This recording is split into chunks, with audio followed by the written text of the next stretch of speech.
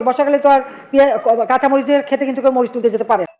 হ্যাঁ, আপনাদেরকেই বলছি, আজকে যারা গণ অভ্যুত্থানের নামে বিজয় উল্লাস করছেন তারা বুঝবেন যে আপনারা কি হারিয়েছেন।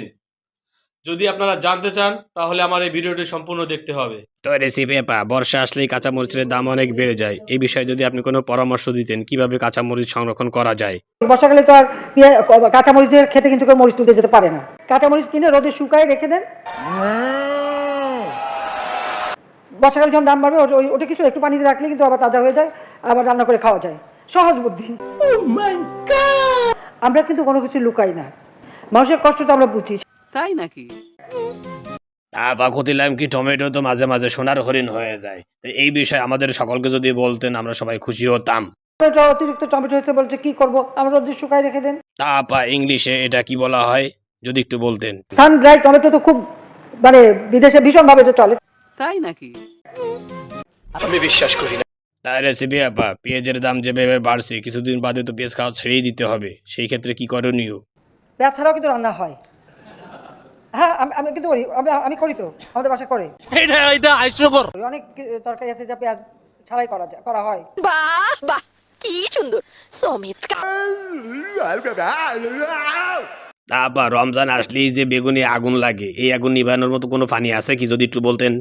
তো বেগুন দিয়ে বেগুনি না খেয়ে আরও যে সবজি সহজলভ্য আছে সেটা দিয়ে খেলেই হয়, আমরা তাই খাই। মিষ্টি কুমড়া দিয়েও খুব ভালো বেগুনি না বানায়, মিষ্টি কুমড়া দিয়েও বেগুনি বানানো যায়। আফা বর্তমানে বাচ্চারা এখন মাছ খেতে চায় না, বিশেষ করে কাঁটাওয়ালা মাছ। আপনার এমন কোনো রেসিপি আছে যা বাচ্চারা খুব পছন্দ করবে? আর এখন মাছের কাটা একটা সমস্যা, অনেকে মাছ খেতে চায় না। ও বন্ডি এত না ফেসায় কিভাবে কাটা নরম করা যায় সেই কথাটা একটু আমাদের খুলে কও। এ ভাই বক বক বন্ধ করবি না, রেসিপিটা শুনতে দিবি। আপনারা যদি প্রেশার কুকারে মাছ 1 ঘন্টা 10 মিনিট সিদ্ধ করেন, মাছের কিন্তু কাটা নরম হয়ে যায়। মাছ মাছের মতনই থাকবে কিন্তু কাটা নরম হয়ে যাবে, এবং আপনারা সেটা বাচ্চাদেরও খাওয়াতে পারবেন। তাই নাকি? আজকে সমগ্র উন্নত বিশ্বে অনেকেই কিন্তু মাংস খেতে চায় না। তাই নাকি? আমি বিশ্বাস করি না।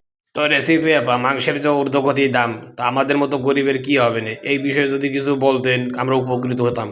মাংসের পরিবর্তে এখন কাঁঠাল, এবং এই কাঁচা কাঁঠাল, এই কাঁঠালের কাবাব হয়, কাঁঠালের বার্গার হয়, কাঁঠাল নানাভাবে কিন্তু এটা বিদেশে এখন মানে ব্যবহার করতে খাচ্ছে, এবং তার দাম কিন্তু অনেক বেশি।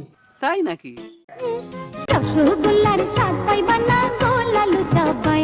বন্ডি তোমারে অসংখ্য ধন্যবাদ এত সুন্দর সুন্দর রেসিপি ও পরামর্শ দেওয়ার জন্য। আজকে থেকে এই হোয়াইট হাউস তোমার বাংলাদেশে থাকা দরকার নাই, তুমি চলে আসো।